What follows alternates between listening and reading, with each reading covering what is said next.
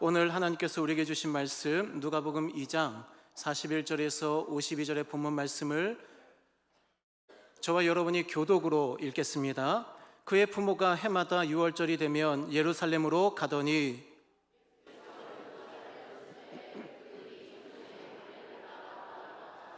그날들을 마치고 돌아갈 때에 아이 예수는 예루살렘에 머무셨더라. 그 부모는 이를 알지 못하고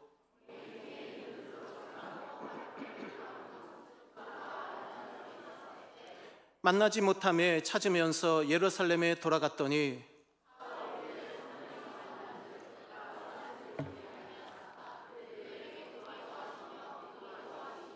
듣는 자가 다 그 지혜와 대답을 놀랍게 여기더라.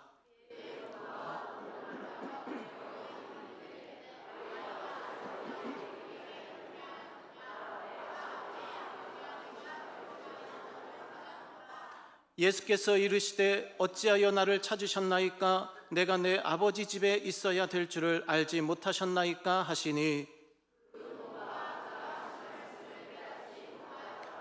예수께서 함께 내려가사 나사렛에 이르러 순종하여 받드시더라. 그 어머니는 이 모든 말을 마음에 두니라. 하나님과 사람에게 더욱 사랑스러워 가시더라. 아멘.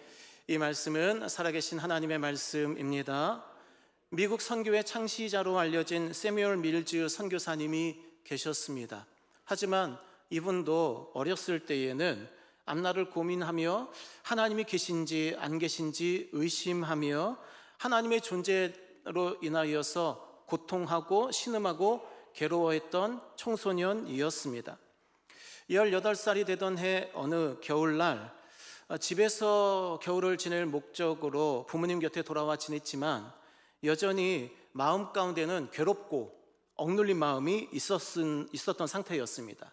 근데 이제 집을 떠나야 되지요. 공부를 위해서 리치필드로 이제 가야 하니까요. 그 아침에 떠나는 날 아침에 지켜보았던 어머니 토레이 밀스가 걱정이 된 거예요.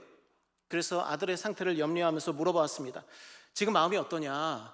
솔직하게 엄마한테 얘기해라. 이렇게 얘기했더니 아들 세뮤얼이 왈칵 눈물을 쏟아 부으면서 부르짖었습니다. 차라리 제가 세상에 태어나지 않았더라면 좋았을 것입니다. 어머니 토레이 여사는 가슴이 찢어지도록 마음이 아팠죠. 하지만 물러서지 않았습니다. 어머니는 단호하게 아들에게 이야기했습니다. 너는 이미 태어났다.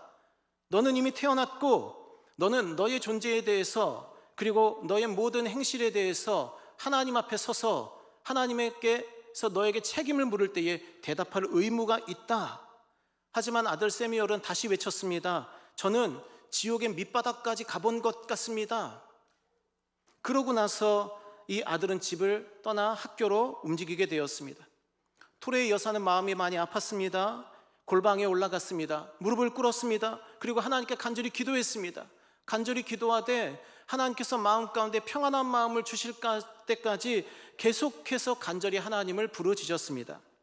그렇게 어머님이 계속 기도하던 그 순간 집을 떠난 지 얼마 안 되었던 아들 세뮤얼은 하나님께 기도하기 시작했습니다. 입을 열어 주님의 이름을 높여드리기 시작했습니다. 순식간에 하나님의 영광이 세뮤얼을 압도하기 시작했습니다. 그동안 자신을 괴롭혔던 이 믿음의 문제, 하나님의 존재에 대한 의심이 한순간에 사라지게 되었습니다. 그를 올감했던 모든 사망의 권세들, 쇠사슬들이 끊어져 버렸습니다. 세뮤얼은 더 기도하고 싶어서 숲속으로 들어갔습니다. 숲속에 들어가서 하나님의 위대하신 영광을 찬송하고 올려드리며 하나님의 아름다우심을 높여드렸습니다. 그리고 3개월 뒤 세뮤얼은 하나님 앞에 선교사로 살기로 헌신하게 되었습니다. 참으로 비참한 가정은 하나님의 영광과 영적인 주제에 대해 관심이 없습니다. 하지만 은혜로운 가정은 부모가 자녀를 위해 간절히 기도하며 자녀들은 부모님께 순종하는 가정이 은혜로운 가정임을 믿으시기를 주님의 이름으로 축복합니다. 우리 빛과 소금교회 모든 가정마다 하나님을 경외하고 부모님을 공경하고 순종하는 가정들, 그래서 하나님의 은혜를 입고 복을 누리는 가정들 다 될 수 있기를 주님의 이름으로 축복합니다. 제일 먼저 복된 가정은 어떤 가정입니까? 먼저 하나님을 가장 먼저 모시는 가정이 또 그러한 자녀들과 부모들이 복된 가정을 이룬다라고 하는 것이죠. 오늘 본문 말씀 41절 말씀에 따르면 예수님의 부모님은 해마다 유월절을 맞이하여 예루살렘에 올라갔습니다. 어떤 가정이었을까요? 경건한 가정이라고 하는 거죠. 42절에 예수님이 12세가 되었습니다. 그때에도 절기의 관례를 따라 예루살렘에 올라갔습니다. 근데 이번에는 조금 다른 일이 있었습니다. 어떤 일이 있었느냐? 43절에 함께 예루살렘에 올라가기는 하셨지만 내려오실 때 예수님이 없어졌어요. 부모님의 동의를 구하지도 않고 예수님, 12살의 예수님이 사라지신 것입니다.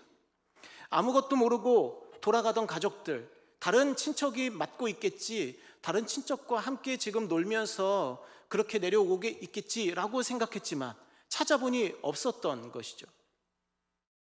깜짝 놀랐습니다. 그래서 부모님이 이제 다시 돌아오면서 샅샅이 뒤지면서 아이 예수를 찾아 예루살렘까지 오게 되었습니다.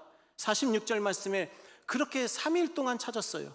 결국은 성전에서 하나님의 집에서 예수님을 만나게 되었습니다. 근데 그 자리에 있었던 예수님은 그 당시 당대의 최고의 현인들이었던 랍비들과 대화를 하고 듣기도 하고 묻기도 하고 대답도 하는데 그 대답의 지혜와 그 대답의 그 총명함이 학자들, 현인들을 놀라게 했다라고 하는 것이죠. 여기서 부모님이 속상한 마음을 이야기합니다. 48절 말씀에 아이야 어찌하여 우리에게 이렇게 하였느냐. 아버지하고 어머니인 내가 너를 근심하며 너를 찾았다. 그러자 예수님 말씀하시죠. 49절 우리 함께 읽겠습니다. 예수께서 이르시되 어찌하여 나를 찾으셨나이까? 내가 내 아버지 집에 있어야 될 줄을 알지 못하셨나이까? 하시니 아멘. 어리신 예수님, 지금으로 따지면 초등학교 6학년 정도 되는 그 어린 예수님께서 부모님께 말씀하는 거예요. 내가 내 아버지 집에 있어야 될 줄을 알지 못하셨습니까? 저는 하나님의 사람입니다. 저는 말씀의 사람이고요. 저는 기도의 사람이고요. 저는 성령님으로 충만한 사람입니다. 이렇게 대답을 했다는 것이죠. 그 어떤 관계보다도 하나님과의 관계가 소중함을 예수님이 말씀하고 계시는 것입니다. 마태복음 10장 37절에서는 예수님이 이런 말씀도 하셨습니다. 아버지나 어머니를 나보다 더 사랑하는 자는 내게 합당하지 아니하고 아들이나 딸을 나보다 더 사랑하는 자도 내게 합당하지 아니하며. 이것은 무엇입니까? 세상의 부모님 자식 간의 관계를 끊어버리라는 겁니까? 아니요, 전혀 그런 말씀이 아니죠. 우선순위의 문제예요. 누구에게 더 순종하느냐, 누구에게 먼저 순종하느냐, 하늘에 계신 하나님 아버지께 먼저 순종해야 하는 것이 모든 성도의 또 모든 자녀들의 의무다라고 하는 것이죠. 시편 73편 25절에서 시인 아삽은 이렇게 고백합니다. 하늘에서는 주 외에 누가 내게 있습니까? 땅에서도 주밖에 내가 사모할 분이 없습니다. 사도 바울은 예수님을 아는 지식이 가장 고상하다고 이야기를 하면서 빌립보서 3장 8절 말씀에 그것을 위해서는 내가 모든 것을 해로 여긴다, 배설물로 여긴다 고백하고 있습니다. 그러므로 사랑하는 성도 여러분, 그 어떤 관계보다도 하나님과의 관계에 집중하시기를 주님의 이름으로 축복합니다. 늘 기도가 살아있으시기를, 늘 말씀으로 순종하고 묵상하며 말씀을 붙들고 사시기를, 늘 예배하며 사시기를, 어떤 상황에서도 하나님께 감사하고 하나님을 의지하며 사시기를 주님의 이름으로 축복합니다. 하지만 그렇다면 하나님만 중요하고 육의 부모님은 안 중요한가? 결코 그렇지 않지요. 둘째로 복된 가정은 육신의 부모님께도 순종하며 받드는 가정이 복된 가정이다 말씀하고 있습니다. 물론 예수님은 하나님의 뜻을 제일 우선시하였습니다. 하지만 오늘 본문 51절 말씀 우리 함께 읽겠습니다. 예수께서 함께 내려가사 나사렛에 이르러 순종하여 받드시더라. 그 어머니는 이 모든 말을 마음에 두니라. 아멘. 예수님께서 이제 내려가셨어요. 부모님과. 그리고 고향에 이르셨습니다. 그리고 어떻게 하셨어요? 부모님께 순종했다. 부모님을 받들었다. 성경에서 순종이라고 하는 말은 단지 하나님이 내게 말씀하셨기 때문에 내가 듣는다, 그 의미가 아닙니다. 하나님이 세우신 질서가 있다는 거예요. 하나님이 세우신 질서가 있고 그 질서에 우리가 마음을 다해서 응답하는 삶을 우리가 순종이라고 말을 하는 것이죠. 그 말은 무엇입니까?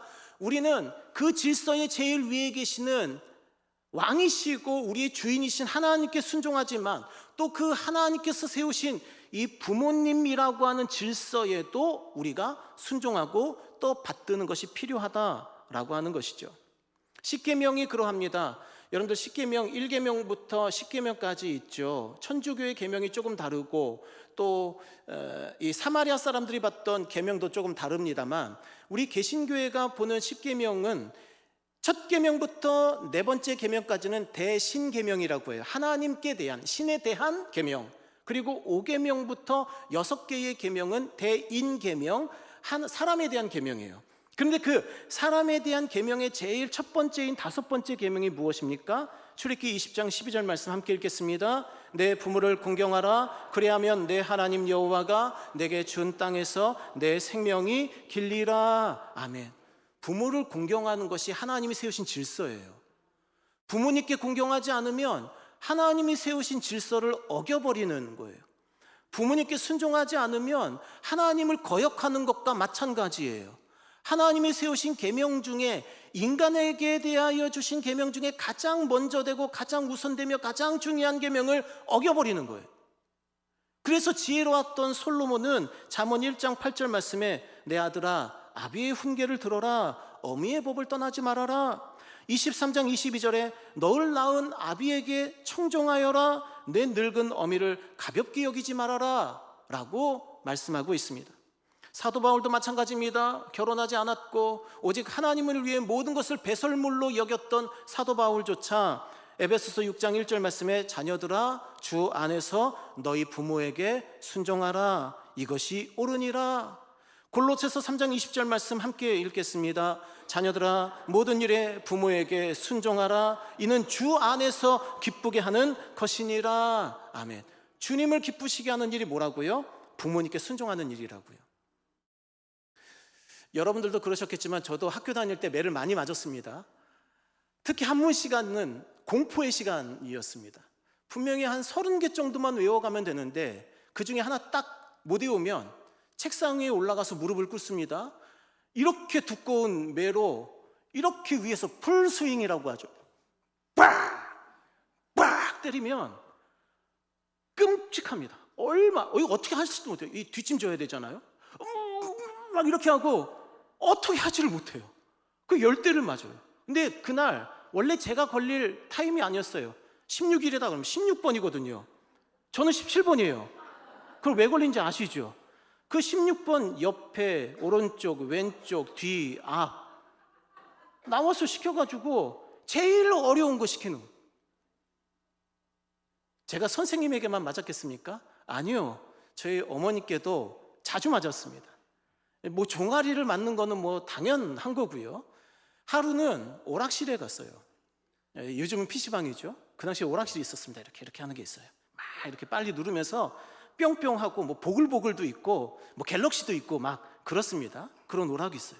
그럼 이제 엄마가 이제 차비하라고 50원짜리 가득 놓아둔 통에서 50원짜리를 하나씩 더 가지고 가는 거예요. 그래서 이제 집에 오는 길에 남동생하고 같이 오락실에 들어가지고 그 50원짜리 하나 딱 놓고 딱 한 판 하는 거예요. 10분도 안 걸려요. 잘하지 못하니까. 그런데 하루는 딱 걸렸어요. 딱 걸렸죠. 끌려갔습니다. 어머니께 끌려갔어요. 그래가지고 옷을 완전히 벗겨지고 종아리를 매로 맞고 그리고 나서 어머니 발로 뻥 차서 대문 밖으로 보내셨습니다. 그리고 문을 잠그셨어요. 안에서 문을 걸어 잠그셨어요. 네, 끔찍하겠죠. 빨개 벗겨가지고. 초등학교 때 일이었어요. 그래가지고 어떻게 사람들 막 지나다니는데 그 거리가 한 5m 정도 되는 그 넓은 거리입니다. 그래가지고 이제 남동생하고 담을 막 기어오릅니다. 빨개 벗고서 막 담을 기어 올라가지고 집을 넘어가서 다른 집 장독대 뒤에 이렇게 숨어 있었어요. 근데 어머님이 저희가 거기 있는 줄 아셨어요. 아셨는데도 2시간을 그냥 두셨어요. 그리고 2시간인가 지나서 어머님이 장독대로 오시더니 이리 와라 하고서 이렇게 끌어안아 주신. 저희들 어떻게 했겠습니까? 서러움에 붙박혀가지고 펑펑 울면서 잘못했어요 어머니, 잘못했습니다, 다시는 안 갈게요.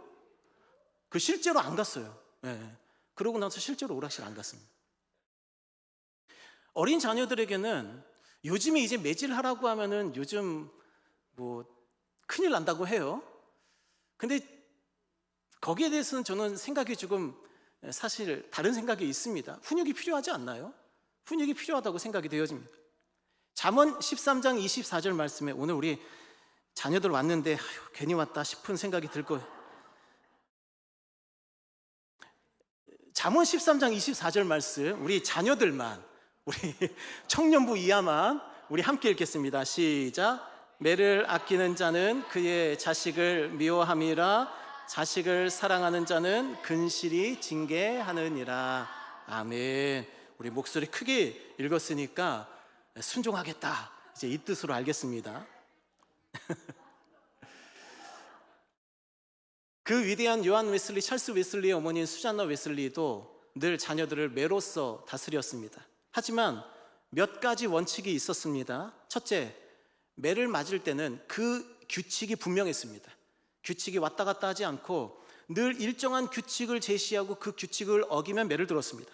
두 번째로, 화가 난 상태에서는 매를 절대 들지 않으셨다고 합니다. 셋째로는 자녀가 아무리 잘못했어도 자기 죄를 깨닫고 죄를 고백하면 매를 더 이상 들지 않았다고 합니다. 넷째로, 매를 맞을 때 절대 소리를 지르지 못하게 했습니다. 매는 훈육이기 때문에 죄를 고백할 때까지는 소리를 지르거나 저항하거나 항의하듯 울어서는 안 되고 그것을 금지시켰습니다. 다섯째로는 매를 댄 후에는 꼭 사랑으로 끌어안았다라고 하는 것이죠. 사랑하는 성도 여러분, 또 자녀 여러분, 부모님을 공경하고 순종하여 받들 수 있기를 주님의 이름으로 축복합니다.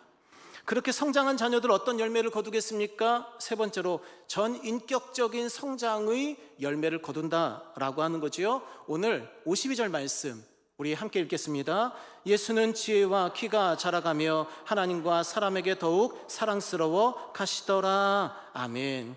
지혜가 자라요. 지적인 성장이 있었습니다. 키가 자라요. 또 육체적인 성장이 있었죠. 하나님과 사람들에게 사랑스러워가요. 사회성도 발달한 거예요.